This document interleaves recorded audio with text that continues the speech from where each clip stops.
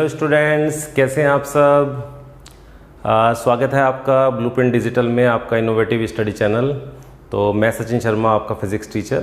तो स्टूडेंट्स, अपने पुराने वीडियो देख ली होंगी, ठीक है। 1, 2, 3 चैप्टर पढ़ाए जा चुके हैं। तो उसमें काफ़ी चीज़ें समझाई गई, काफ़ी चीज़ें अच्छी तरह से आपको एक्सप्लेन करने की कोशिश की गई। तो उसमें हमने जो पढ़ा वो भौतिक राशियों के बारे में पढ़ा, ठीक है।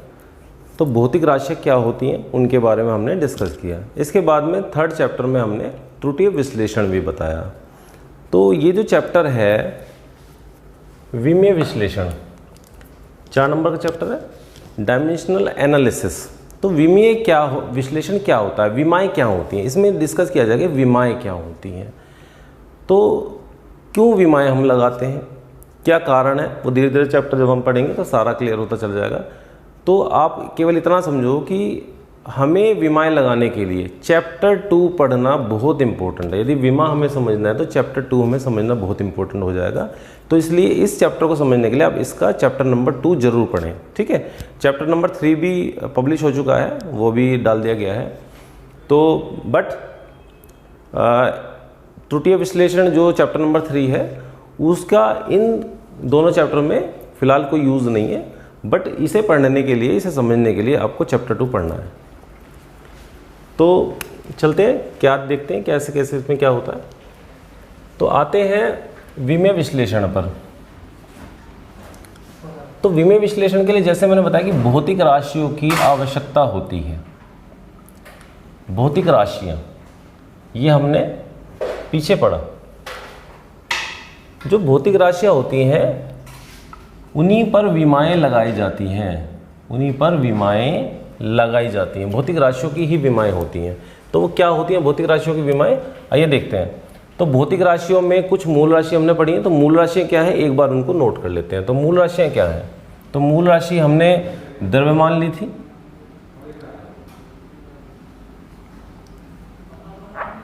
द्रव्यमान एक मूल राशि थी हमारी। द्रव्यमान को हम m से बताते हैं, कैपिटल M से। इसमें आता है एक लंबाई, लंबाई को हम t से बताते हैं, लंबाई को L से बताते हैं।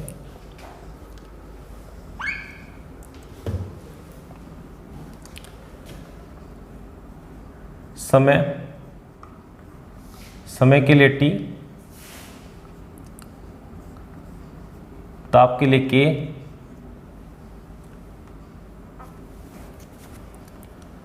विद्युत धारा के लिए हम एम्पियर यूज करते हैं। एक आता है ज्योति तीव्रता,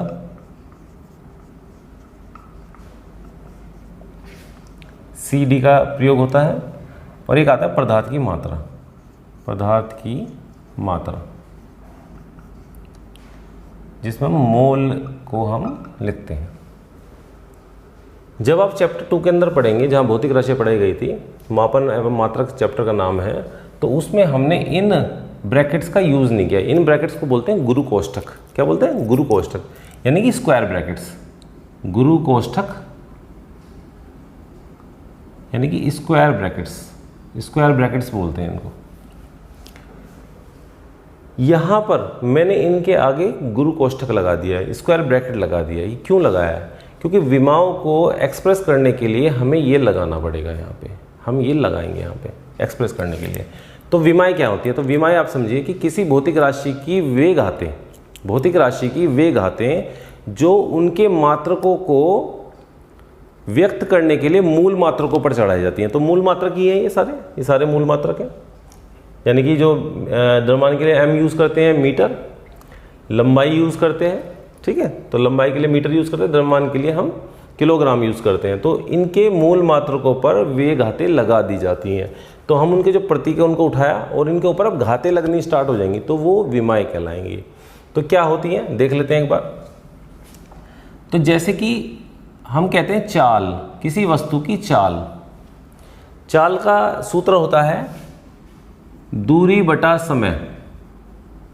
यही होता है, निश्चित समय में वस्तु द्वारा तय की गई दूरी को चाल कहते हैं, ठीक है। ये आप चैप्टर नंबर 5 या 6 में पढ़ोगे, ठीक है। तो ये वहाँ पे आ जाएगा। तो अभी मैं फ़िलहाल एक छोटा सा इसके बारे में बता देता हूँ कि चाल क्या होती है, किसी वस्तु द्वारा एकांक समय में या फिर एकांक नहीं कही कि निश्चित समय में चली गई दूरी को चाल कहते हैं। तो दूरी क्या है? दूरी लंबाई होती है और लंबाई को हम कैसे लिखते हैं? एल से लिखते हैं। किससे लिखते हैं? एल से लिखते हैं। तो एल को हम इस तरह से लिख देते हैं, यानी कि हम क्या कहते हैं कि हम कहते हैं चाल की विमा, चाल की विमा या विमाएं कहिए आप। विमा सिंगुलर के लिए यूज़ होता है, एक वचन के लिए, और विमाएं बहुवचन के लिए यूज़ होता है। तो दूरी हो गई हमारी लंबाई, लंबाई के लिए हम करते हैं एल का प्रयोग। और नीचे समय, समय के लिए करते हैं हम टी का प्रयोग। तो कितनी हो गई विमा? क्या होगी? L upon T. इसको हम कैसे लिखेंगे? L1, इसको हम क्या लिखेंगे? T1। इस T1 को जब मैं ऊपर की तरफ ले जाऊंगा तो ये हो जाएगा LT-1। तो ये चाल की विमा है।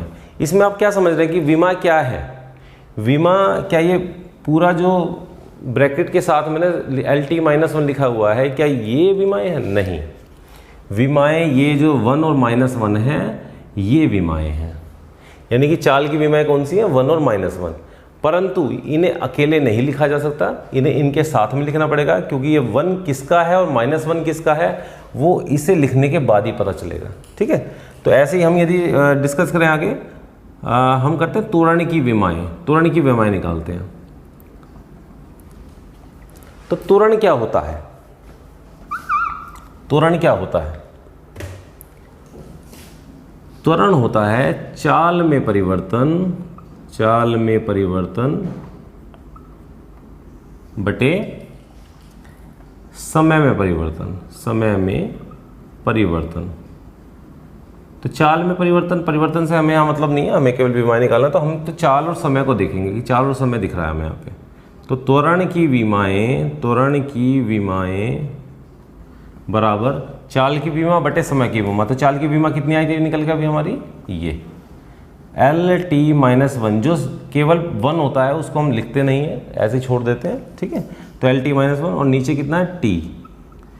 इस T की पावर भी 1 है, तो ये T की पावर जब 1 ऊपर जाएगी तो कितनी हो जाएगी? -1 है। एक -1 पहले से है, तो T की -1 और एक T की -1, तो यानी कि LT की पावर -2। ये हमारी त्वरण की विमा हो जाती है। एक मैं आपको बल की विमा निकाल के और दिखाऊंगा अभी। तो आइए बल देखते हैं, बल क्या होता है।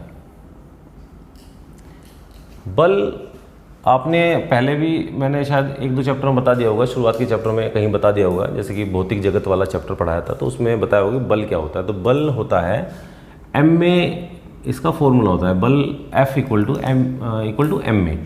m क्या है? द्रव्यमान, स्मॉल m, और a क्या है? त्वरण, जो कि त्वरण हमने यहाँ लिया है। ठीक है, तो इसका मतलब क्या होगा? बल बराबर द्रव्यमान गुना त्वरण। तो द्रव्यमान को किस में मापते हैं हम? द्रव्यमान का मैं अभी फिलहाल यहाँ मात्रक लिखता हूँ, मैं अभी डायरेक्ट ये नहीं लिखता हूँ, मैं मात्रक लिखता हूँ। तो मात्रक क्या होता है द्रव्यमान का? किलोग्राम। त्वरण क्या मात्रक क्या होता है?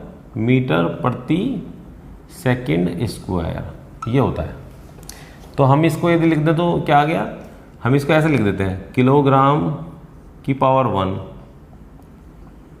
मीटर की पावर 1, और सेकंड को ऊपर ले आते हैं, बटे में है सेकंड तो ऊपर ले आते हैं, सेकंड की पावर -2। तो इसका मतलब बल की विमा जो है, बल की विमा किलोग्राम में 1 है, मीटर में 1 है, और सेकंड में -2 है। यानी कि बल की विमा किलोग्राम में 1 है, ये 1, मीटर में 1 है, और सेकंड में -2 है। ठीक है, तो ये हमारी विमाएं हैं। और इसको मैं यदि सही ढंग से, जिस तरह से हमें इस तरह से लिखना चाहिए, इस तरह से लिखो, तो द्रव्यमान के लिए क्या करते हैं हम? m का प्रयोग करते हैं। ठीक है, त्वरण के लिए हम, त्वरण की हमने निकाली थी LT-2, और तो इसकी क्या हो जाती है? MLT-2। ठीक है, तो स्टूडेंट इसको बहुत ध्यान से समझ तो लो, बट इस विमा को, क्योंकि बल की विमा है, इसको याद भी कर लो। याद करने से बहुत फ़ायदा मिलेगा। इसमें क्या फ़ायदा मिलेगा? फ़ायदा ये मिलेगा कि बल का प्रयोग फिजिक्स में, भौतिकी में बहुत जगह हुआ है। ये आपको बहुत जगह मिलेगा। तो यदि आपको बचना है जगह जगह सॉल्व करने से, कि इस तरह से मैं बल को सॉल्व ही करता रहूँ, हर चैप्टर में ही सॉल्व करता रहूँ, तो बचना है तो इसको याद कर लो। आपसे कहीं दाब पूछा जाएगा, तो दाब क्या होता है? बल बटे क्षेत्रफल। तो वहाँ बल बटे क्षेत्रफल दाब है। तो दाब के बताने में आपको बल की, यदि दाब की विमा बतानी तो बल की विमा पता होनी चाहिए, नहीं तो बल की भी निकालनी पड़ेगी वहाँ पे। तो इसलिए बल की विमा बहुत इंपॉर्टेंट है, इसको आप याद कर लो। MLT-2 होती है, इसका बहुत जगह प्रयोग होगा। ठीक है, तो देखते हैं विमेय सूत्र क्या होता है। विमेय सूत्र और विमेय समीकरण, तो इसे चेक करते हैं।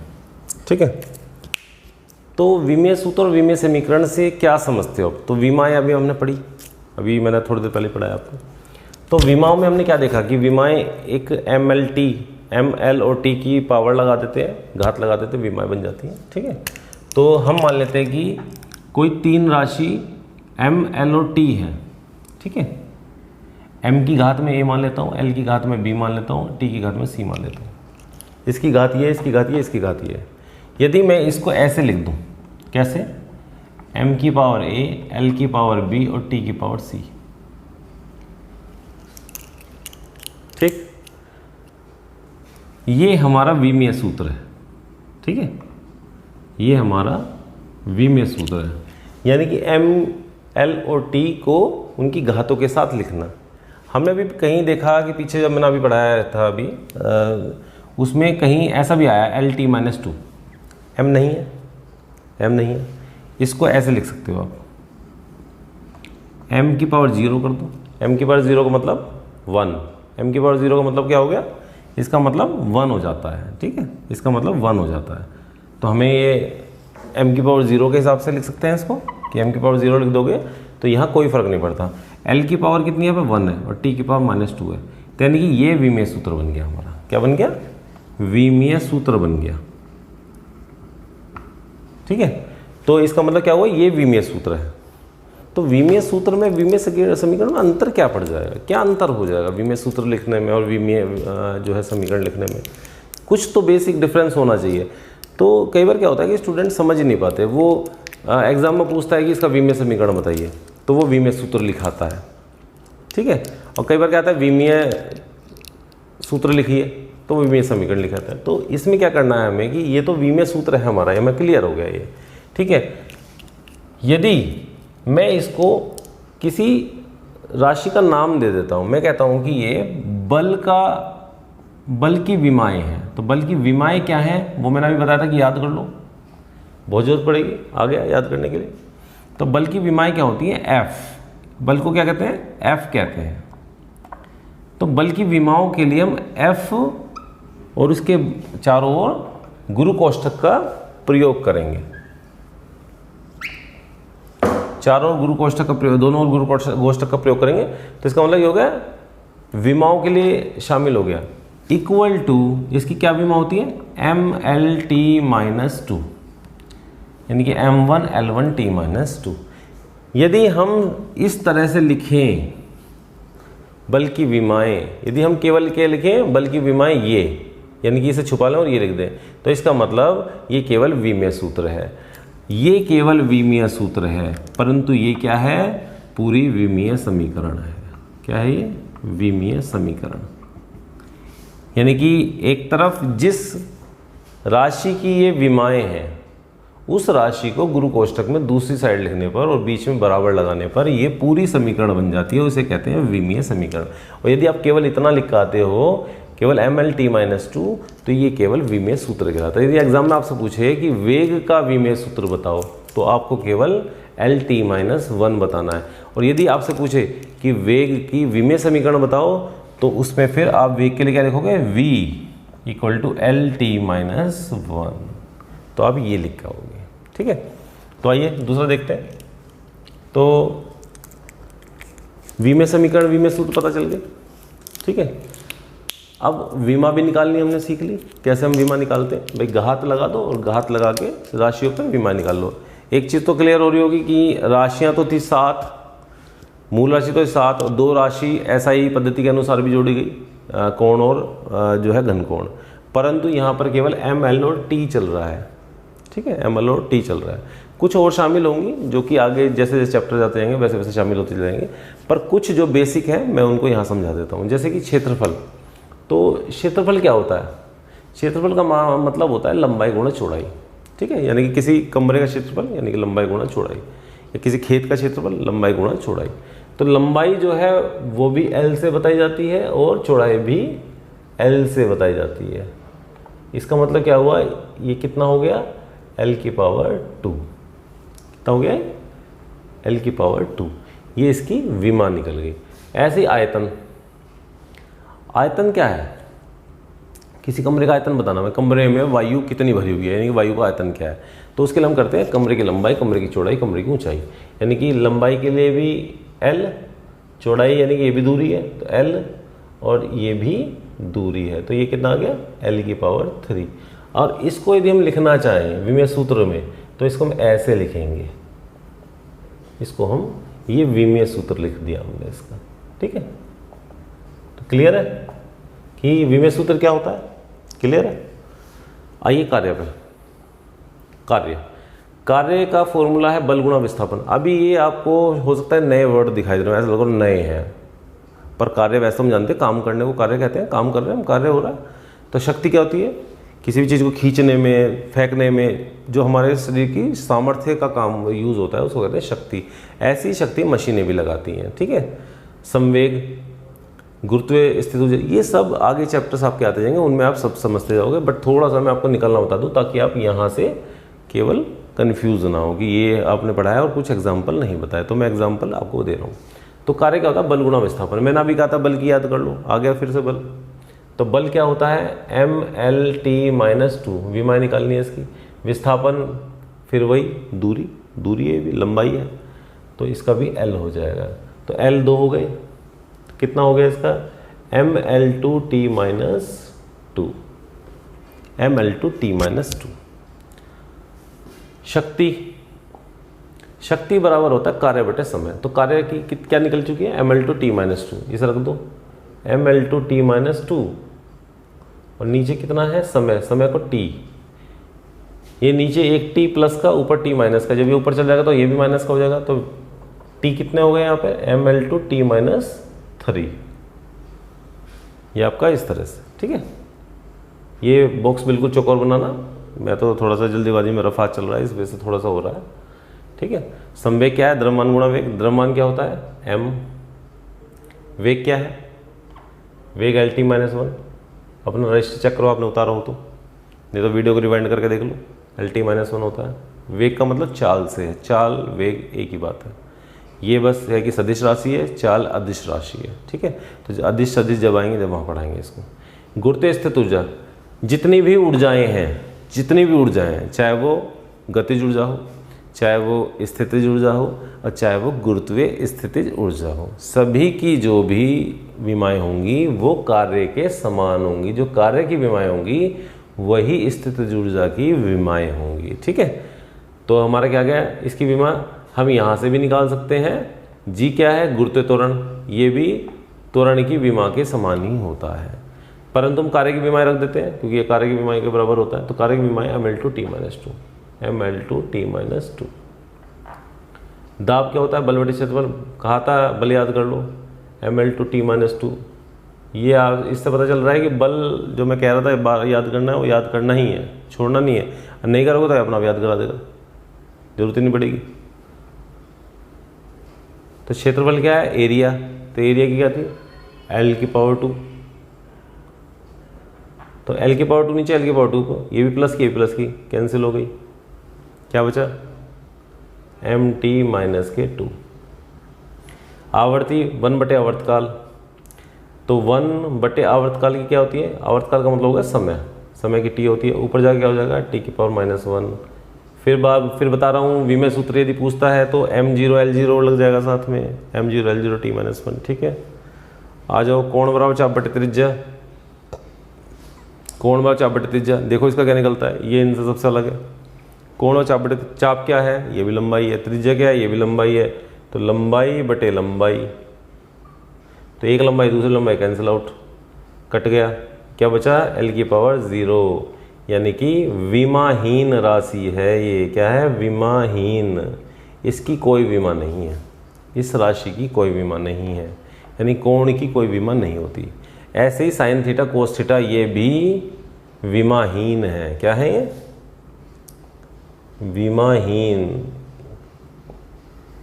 ये भी विमाहीन राशियां हैं।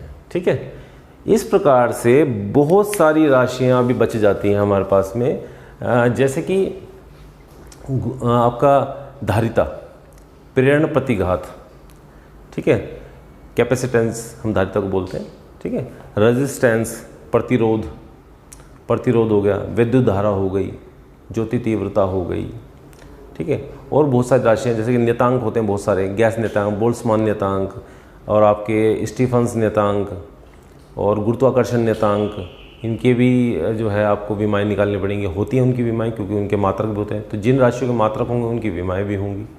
तो ऐसे ही बहुत सारी आते हैं। पृष्ठ तनाव आ जाएगा, पृष्ठ तनाव जल द्रव की स्थिति में लगता है, जहाँ द्रव होता है वहाँ पृष्ठ तनाव आ जाता है, तो पृष्ठ तनाव की निकालनी पड़ेगी। ऐसे करके सैकड़ों राशियाँ हैं, सैकड़ों से भी ज़्यादा राशियाँ हैं जिसकी आपको ये सब निकालनी पड़ेंगी।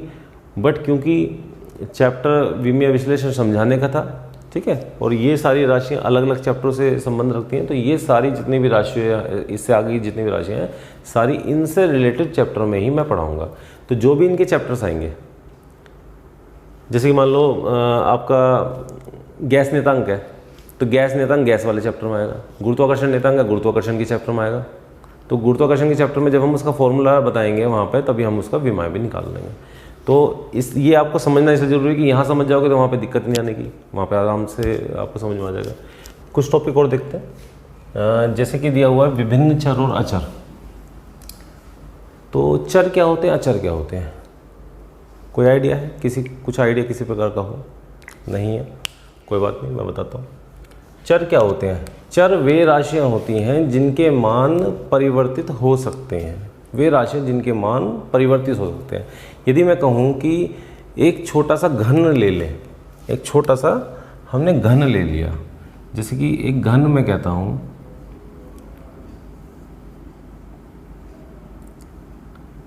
छोटा सा घन है, इसकी मान लो भुजा के मैंने 2 मीटर और ये ऊंचाई भी 2 मीटर, ये भी आपका ये वाला, ये 2 मीटर,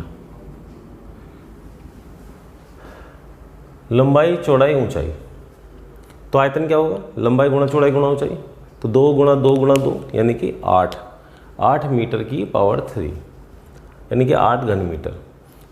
बट यदि एक कमरे की बात करें, एक कमरे का लेना, तो कमरा तो आपको पता है कितना बड़ा होता है, तो वो तो 2 मीटर नहीं होने का, उसका कुछ भी हो सकता है। यानी कि जो आयतन है वो हमारी चर राशि है, यानी कि उसका मान कुछ भी हो सकता है। ऐसे ही यदि हम बल की बात करें, तो बल जो होता है, मान लो आप सपोज करो एक कार है, कार का इंजन किसी शक्ति से कार को खींचता है, शक्ति कहते हैं, तो शक्ति के साथ बल भी होगा उसमें, तो किस बल से वो खींच रहा है उसको। ऐसे ही यदि हम एक ट्रेन के इंजन की बात करें, तो ट्रेन के इंजन की क्या जो बल वो लगाता है पूरी गाड़ी को खींचने के लिए, सारे डब्बों को खींचने के लिए, क्या वो उसके बराबर लगाता है कार के? नहीं, वो उससे ज़्यादा बल देता है, ज़्यादा बल लगाता है, तो दोनों के बल में अंतर हो गया, यानी कि उसका बल कुछ है, उसका बल कुछ है।